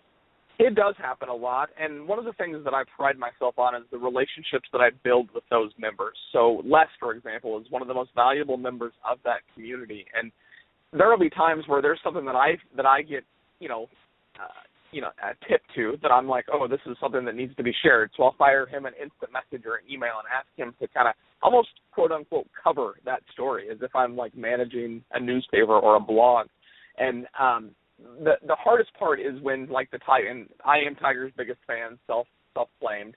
So when something happens with Tiger and he's in the news, well, I want that to be talked about, but I still, because if I'm doing that for other things, when I remove content that's being posted multiple times, I make sure that I do the same thing when Tiger is in the news. But things like, let's say somebody posts a status update that's just a link, and there's no background information. It's literally a link, and that's it. Well, I'm not going to allow that Sure. to stay. I'm going to remove that information because there needs to be some relevant content behind it. So just today, Jason Sutton, who is a teaching professional at a private club in the Southeast, he posted something, and I have no idea what it was because it was a link. And I was like, well, that can't stay. So what I do, I'll remove it, but then I'll IM him and tell him why I removed it. So I'll say, hey, just so you know, I removed that status update. Please make sure you include some additional information. Let me know if you have any questions. And it's not like I have rules of the community, but that's kind of what it is. And I haven't had the opportunity to write those rules down but I don't want it to turn into something where I'm the dictator of it and I'm removing things because I don't like them. There's a lot of stuff and a lot of people that don't like Tiger, and I have to read those because those are being sent to my phone and being emailed to me, so I have no choice but to read and sift through those. But I think that my dedication to doing that on a daily basis, and it's nonstop, it's 7 days a week, 24 hours a day pretty much, has produced a collection of content that you could go for the very first time and sift through days and weeks of content and never get bored seeing the same thing over and over again because of my passion to doing that. Well, and that's fantastic. Let me ask you, Ricky, obviously being somebody that's very, prolific in social media and things like that, golf is an industry that has, certainly changed a lot in some ways, but in other ways it still is lacking a little bit. I mean, there's certainly a lot of headway, but let me give you an example. There's still a lot of courses out there, unlike Troon's properties, but that are still not up to speed. I mean, they've got a website, they do certainly interact on social media, but it's like they still subscribe to that open door policy where they open their doors in the morning for the golf course and they wait for people to come. They're not actively out there sort of pursuing and trying to entice people. What are some of the mistakes that you see a lot of facilities doing? And if you were their digital communications manager, what would you advise them on how to get their brand out there and more effectively? Golf, and it's kind of I don't know the word I'm looking for, but, everybody says that golf is always 5 years behind. It takes time to get caught up with what's going on, both Facebook and Twitter and so forth. I mean, you watch the news, and every news anchor has a Twitter handle, and you watch Super Bowl commercials, and every commercial's got a hashtag. And I think a little bit of it is the age factor, as that people aren't wanting to accept new ways, and that open door policy you talk about is very prevalent. And I think the clubs that are accepting digital and that are starting to have not only a website, but a website that accepts tee time bookings and that accepts dinner reservations or what have you, they're going to see more success faster. And the clubs that are doing that have, and from what I see, a little bit younger of a staff or a general manager that's a little bit younger that's willing to try new things or that has seen some personal success on these networks. And courses, and I'm going to use True North Golf Club as the example for this, they are extremely progressive in wanting to be not only active on these networks, but they're finding ways to drive revenue from that.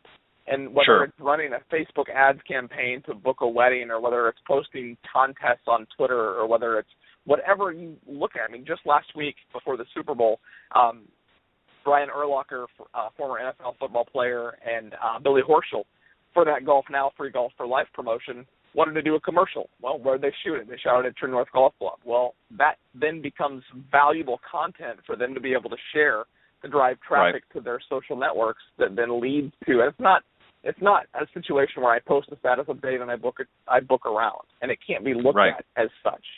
And the clubs that are willing to accept it and try it and be a little bit progressive, even now, are starting to see some success in that space. And to give you an idea, it's not just here in the United States. I was on a conference call maybe 6 months ago with, it was funny because it was 4 a.m. local time and it was 5 p.m. where they were in the United Arab Emirates. And yes, 4 a.m. comes very early, regardless of what time you go to bed. And I asked the room, and there were people in the room from, I'd say, 10 or 12 different, like Saadiyat Beach Golf Club, Abu Dhabi Golf Club, the Els Club. Ernie Els has a collection of facilities that he oversees. And I asked, the first question I said was, how many people in the room are on Facebook, whether it's from a personal perspective or a business perspective? Every single hand in the room went up. Then I said the same for Twitter. Every hand stayed up. The same for Instagram. A couple of hands went down. And then I stopped and I said, why are you not on Instagram? And they said, well, I know what it is. I just haven't done it yet. Well, by the end of that day, maybe 6-8 hours later, I get an email from the team, and they say, hey, we just created an Instagram page. Let us know some tips and tricks on how to best utilize it. So worldwide, these networks, the big popular social networks, are being utilized, and it goes beyond just Facebook and Twitter. It's about having a website that's active and relevant content is listed. It's about doing email marketing and making sure that your message is being sent to people, not only people that have chosen to want to hear from you, but that are shown to be proven dollars generated by being able to book tee times or give you their email addresses and having the opportunity to be able to contact them. And the clubs that are doing that, the clubs that are being a little bit more progressive like that, are the clubs that are going to see more immediate response and that are going to be generating additional revenue that may not have ever been there. Right. And in this day and age, Ricky, too, some of the issues that many of the courses are faced with, there's no bones about it. There's been a lot of courses that have closed down, not just because of the recession, but just because they're not being progressive in their approach. But one of the things that has concerned a lot of people is because there is so much content and so many people, trying to get their piece of the pie. How does a facility or course guard against, becoming, a nuisance is the word. And I'll give you an example. Everybody's trying to get you to sign up for their newsletter or for their, bulletin, if you will.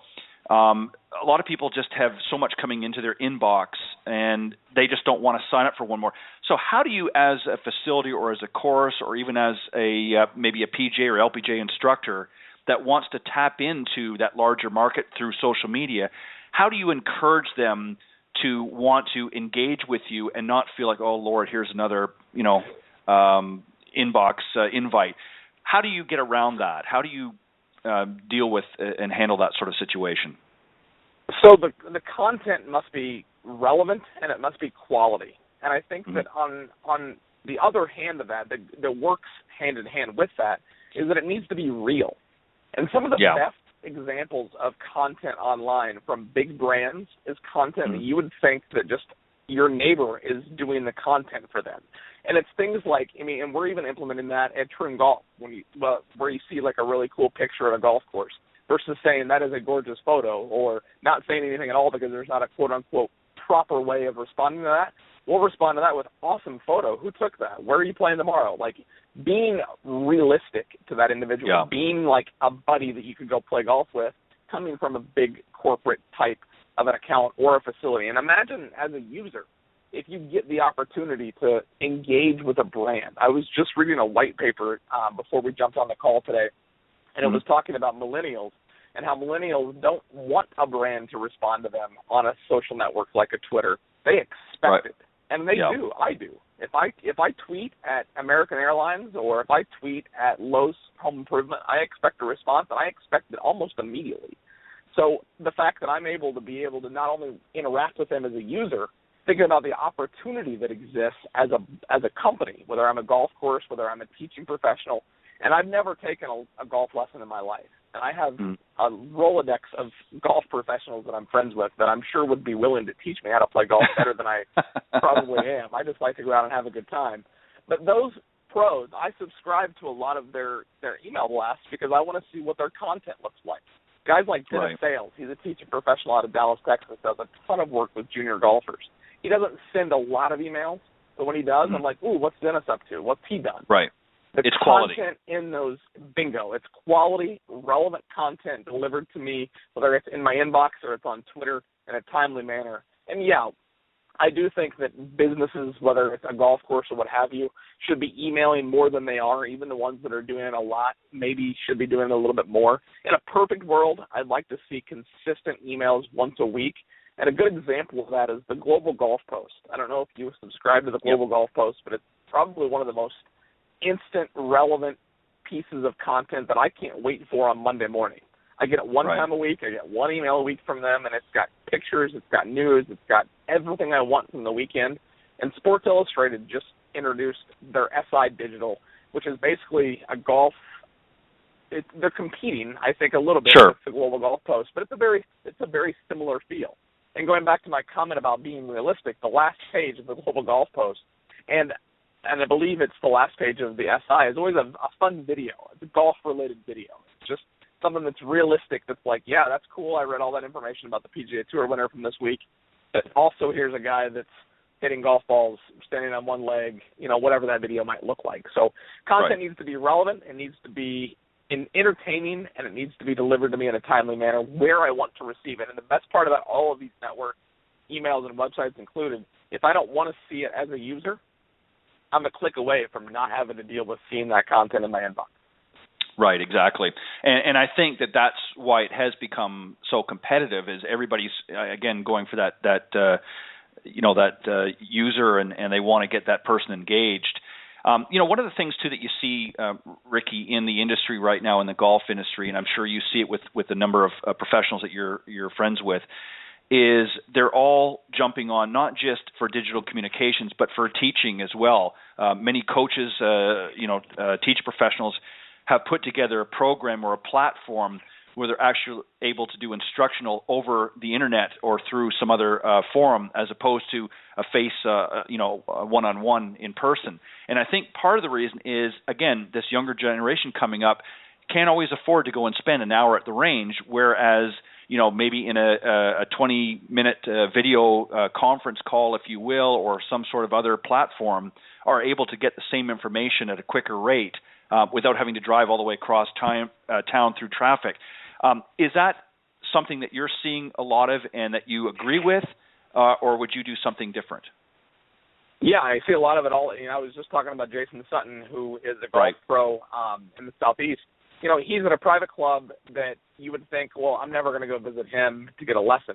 Well, guess what? Some of his students live in Arizona. Sarah Brown, who works for the Golf Channel, lives in Tucson. She's one of his students. Well, does he see her every day? No, but I guarantee they're talking through direct message on Twitter. They're sending emails. They're sharing videos through whatever platform they might be using to be able to have that. And I've actually got, and like I said, I've never had an actual lesson, but when I'm on the golf course, I call him my pro, because he's who, if I ever did take a golf lesson from, it would be him. He works out of a Golf Galaxy in Ohio. His name's Dan Attaway, and I've never met him. But I tweet him on the golf course. Just last week, I bogeyed every par 5 at True North last Saturday. And by the third one, I was trying to figure out how I can't just hit a fairway and lay up and make a par. And I was tweeting him, and he's literally coaching me via Twitter as if we're texting each other as I'm walking down the fairway. And the power that has by being able to have a mobile device in my pocket that I can do that with. And I can't say that I've never physically met him. I met him because he was on an episode of the Friday Foursome within the Google Plus golf community, but I've not actually met him. And he's actually going to be coming out to Arizona later this year to play some golf. But the ability to do that. Why not utilize these networks and these platforms that we have to be able to do this, whether it's coaching a golf lesson or for just providing some, calming me down after I miss a green or whatever that might look like. Whatever they could be telling me, do it in the platforms that not only I'm utilizing, but that I can use. I can tweet him and get a faster response than when I text him, and I have his phone number, and I know for a fact that he responds faster to tweets than he does to text messages. So the ability for me to be able to communicate with somebody that I consider my pro, even though I've never had a lesson, if I've got, look at like Jordan Spieth. I know his golf pro fairly well, and Jordan, I guarantee, is not seeing his golf pro every day. But if he's got a question, he's a phone call or a text message, or he's very active on Twitter, away from his golf coach to be able to say, hey, what's going on? How can I fix this? And they can discuss it through whether it's Skype or Google Plus Hangout or whatever that might look like. And Jason Sutton, again, he's Aimpoint certified, which is a very popular putting method that's popping up all over every tour. And you might see guys on TV holding fingers up trying to read their break, and that's Aimpoint. Mark Sweeney is the guy that founded that and made that famous. And there's a new method of that called Aimpoint Express. Well, I've been bugging Jason to teach me. I haven't seen Jason in 2 years. He's not going to fly here, and I'm not flying there to learn it. So he said that he'd be willing to teach me via Google Plus Hangout. So he can be there, I can be here. We can be 3 hours apart, and he can teach me something that might help me make more birdies, that might help me become a better golfer. And we do all of that through digital. So having said all of that, the success that this communication networks and techniques have and allow for us, there's no reason not to be using them.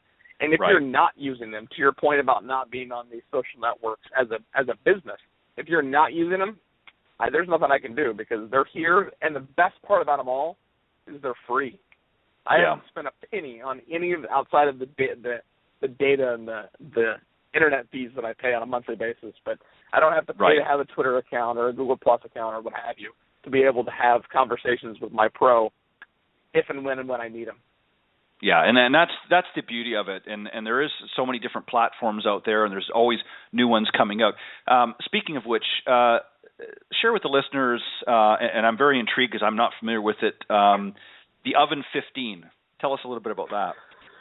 Sure. So that is an idea that I had last year, and living in the desert in the middle of July when you've had about 50 days of 110 degrees nonstop. If you've never experienced it, leaving your house at 11 p.m. and it's 110, that's a different kind of heat. But I love it, so I'm used to it by now. I've been here for just a few years, and I can't even imagine being cold again. But I had this idea, let's do a golf event, and let's do it in the middle of the summer. Well, what are we going to call it? And I had a bunch of different ideas, and I was like, well, let's call it the Oven because, well, it's 115 degrees outside, and it feels like you're in an oven. So I branded it as that, and as a way to be a little bit more edgy with social media, I put a hashtag in front of it, so hashtag the Oven. Last year was the first year for it. We did 72 holes in 2 days, and it was tough. And it was fun to be able to do it in the middle of the summer, and it was the hashtag the Oven 14. And I decided to try it again this year. Let's do it again this year. But I'm going to do it a little bit different. I'm not doing 72 holes. I'm going to start it with a 18-hole event at Auction Southern Dunes Golf Club in Maricopa, Arizona. It's a facility managed by Trim Golf and is one of my top 5 favorite courses ever. It is a fantastic golf course. The team down there is doing a fantastic job running that. They're doing a lot with the Auction Indian community, growing the game of golf. And it was a perfect place to have an event. Well, the best part about this, not only the fact that the golf course is awesome, they also do the most amazing milkshakes you've ever had. So after golf, the golfers are going to be able to grab a milkshake because we're going to head over to what's called hashtag Mini Dunes. About 3 months ago, they started a enhancement project for the golf course, and at the end of December, they invited Fred Couples, who's the original designer of the golf course, to come out and for the grand reopening. And on the floor of the driving range, they put a 6-hole mini course, and they branded it hashtag Mini Dunes, and I'm not going to take credit for it, but I was part of the decision on what to name that golf course, hence the hashtag usage. And we're going to have an event on the hashtag Mini Dunes before we have dinner at the Arroyo Grill outside. So it's 18 holes, a little chip and putt basically on the hashtag Mini Dunes, and that's round 1 of the Oven 15. And then on Saturday, on Sunday of that week, July 25th and 26th are the dates of hashtag the Oven 15. We're going to go to Kierland Golf Club here in North Scottsdale, and we're going to do 27 holes. They have 3 nines there, so we're going to play all 3 nines. We're going to have closest to pin contests. We're going to have long drive contests, you name it. And then after, they have the Scotch Library inside of the Weston Kierland Resort and Spa. The Scotch Library has, if you're a Scotch fan, the unbelievable selection of scotches. I believe last time I heard it was the 3rd largest in the country. And we're going to sit down. Wow. We're going to have all the golfers are going to have a Scotch tasting, and we're going to walk through a handful of different scotches. Then after that, out on the patio again, because the weather is perfect, and in the summer we're going to light up some cigars and just have an evening out on the patio underneath the stars. And it's a really cool concept. The price is perfect in my opinion. It's almost too good to be true. So golfers can experience all of that for $199 plus tax. So you get I know, the event at Auction Southern Dunes, you get the event at Kierland, you get gift bags. We're going to have, like I said, we're going to have prizes on par 3s for closest to the pins. We're going to do long drives. Just today I confirmed a giveaway with the Orange Whip, which is my favorite training aid. We're going to do a giveaway to the player that has the highest score is going to get a free Orange Whip. So not to tell you to shoot high, but if you happen to be the high man out of there, we're going to do raffles where just all kinds of fun things. And the best part is I've decided to limit it to 20 players to keep it a little bit more intimate, to keep it a little bit more under so when we sit down in the Scotch Library, there's not 70 people trying to get a drink. And sure. Maybe it grows to that in the future, but its space is extremely limited, and I'm excited to be able to be promoting it and already starting to sell spots in January and February when it's not until the end of July. So July 25th and 26th, Scottsdale, Arizona, we're going to have #TheEvan15. And, when I first started it, it was kind of Google Plus Golf community only, and it was the Google Plus Golf event. And this year I was like, you know what? I want to just have people flying in from anywhere, everywhere. I've got a guy from Indiana coming in for it. I've got just confirmed a gentleman that works for the Golf Channel flying in from Orlando for it. I've got a buddy and his son. They're not coming for the oven, but they're going to play on Saturday. They're from Germany, so he will win the award for furthest traveled.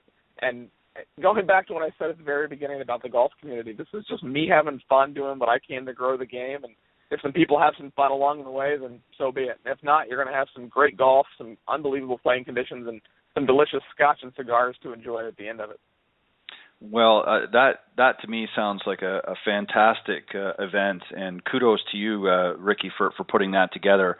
And I would certainly love to hear more about that. So at some point in the next maybe few days, you can shoot me a little more information about that. It sounds very intriguing, and I'll certainly do whatever I can on my end to I know it's a limited field, but certainly help spread the word about that. I think it's fantastic. And I think, this is what really golf is all about is coming up with new and different ways to make it fun. And, you can tell, Ricky, just by listening to you here this evening, that obviously you're very passionate about what you do. And when you're having fun and enjoying something, your father was right, as was mine. When you're doing something that you enjoy like that, it's really not a job any longer. It's just something it's almost like a hobby, really. I know you do a lot of work, but at the same time, it's something that you enjoy doing, and it doesn't feel like a daily, grind going back and forth to the office. So, just fantastic. And Ricky, gosh, I wish we had more time. We're right down to the last few minutes here. I don't want to give you the last couple of minutes here, Ricky, just to again share some thoughts with the listeners here. If there's anything that you can do to maybe shed a few minutes of advice for those out there that want to step up their game, both on and off the course, business-wise, or even as a player. Off the golf course, just connect with as many people as you can. These networks, like we've been talking about, Twitter and Facebook and Google+, et cetera, it's so easy to be able to connect with people and meet people. I'll tell you a quick story about someone that I connected with during the Waste Management Phoenix Open. So we were doing a giveaway. We had a tent inside the corporate village that we were inviting golf course owners and general managers and some VIPs too, and some facilities participated in that. And I did a giveaway on Facebook, and I had a gentleman, we had 500 plus comments on the status update, and this one gentleman sent me a message, and he didn't win the tickets. And he sent me a message on Facebook and said, hey, if you're doing another giveaway, I would love to be included. This is an awesome opportunity. I would love to take my son, yada, yada, yada. And I was unbelievably impressed with his ability to just reach out. I was so impressed by that, just to be able to have him reach out and say, and because he did that, when we did the next giveaway, he and actually not the next giveaway. We ended up doing about 5 giveaways. I grabbed a couple more tickets that we had left over, and I sent him a message, and I said, hey, come out. I'd love for you to be our guest and experience the day. He ended up bringing his son, getting pictures with Ricky Fowler, and he got a golf ball from Ricky Fowler, and just that going back to what you said about this is me getting paid, I'm getting paid to help give that dad and that son an experience of a lifetime that they will never forget. And he's now been emailing me thanks ever since. He's just an unbelievably gracious person, and that's cool because that's my job. I'm able to do that on a daily basis. Talking about wanting to make more about your game on the golf course, have more fun. I can't say it enough. Golf is not supposed to be something that you struggle over, and unless you're playing on the PGA Tour or playing at a competitive level, just go have fun. Play 18 holes. Maybe you don't have time for 18 holes. Go play 9 holes. Go play 6 holes. There are golf courses that will allow you to play a fewer amount of holes, and ideas like #mini dunes at Auction Southern Dunes is fantastic. You can go play a loop in that in a half an hour, 45 minutes. Look for ways to go out and have a good time on the golf course. And I'm a little bit of a traditionalist in this respect. I like the fact that it takes 4 or 5 hours to play 18 holes because that's my time on the golf course. I'm outside. I'm having a good experience with my friends. And more than anything, just enjoy the game of golf. It's the only sport that you can play from as little as you can imagine until the day that you die. And I just hope that I'm lucky enough to spend my life working in this game, helping grow the game of golf. And if I die after making a hole-in-one somewhere in the world and I die right there on the golf course, well, that was what was meant to be because I'm going to live I still haven't had an ace, by the way, but I've never had one. And I can't believe that I'm 31 years old and I get to wake up every day and go to work and grow the game of golf with the #1 golf course management company in the world. And I'm blessed, to say the least. And the ability to be able to have these kinds of conversations with guys like yourself are something that just comes along with that. And I can't thank you enough for allowing me the opportunity to share my story with you and your listeners this evening. Well, I appreciate it, Ricky. And on that note, I would like you, again, just to take a moment here and let the listeners know how they can get in touch with you if they're interested in reaching out to you, and also if they want to find out more information about Troon Golf. Let's tell them a little bit about social media. Let them know how they can get a hold of you. Sure. So for Troon Golf, you can just go to troongolf.com. You can Google search Troon Golf. You're going to find more about us and Troon than you could ever want to know. And the same goes for me. If you want to know about me, just search Ricky Potts on Google. Go to rickyleepotts.com. I'm Ricky Lee Potts on every social network. So just type in my name, and you're going to find me, and you'll be able to get a hold of me. And I'd say email me. Well, let's see the first person to tweet me or the first person to Facebook me or the first person to shoot me an IM on Google+. Let's go traditional because I get a lot of emails, especially from the golf community. And the best part about it is that you had mentioned that these networks don't hang around forever, that there might be a new one that gets introduced tomorrow that allows us the ability to connect even faster and even easier. But I hope that I do hear from some of your listeners because, like I said, I'm just trying to grow the game of golf and always looking for a fourth. Well, sounds good. Ricky, thank you very much for joining me this evening. It's been a pleasure. I've certainly enjoyed our conversation. You've certainly, I try to get out there on social media as much as I can to share what I'm doing here with this program. And you certainly have given me a few tips that I'm going to take to heart and certainly apply in my business model. But Ricky, thank you very much again for joining me. And that's my cue that we're getting down to the wire here. Thanks for joining me. You're welcome back anytime. Just shoot me an IM, shoot me an email, whatever you want, and we'll get you back on here. And let me know, seriously, about the Oven 15. I think that sounds like a fantastic event, and I'd like to know more about it. But, Ricky, thank you very much. Have a great evening, and we'll be in touch. Okay. Thank you guys so much, and it was a pleasure. All right. Thanks, Ricky. Take care. Bye-bye. Okay, that was my guest, Ricky Lee Potts, the digital communications manager at Troon Golf out in Arizona.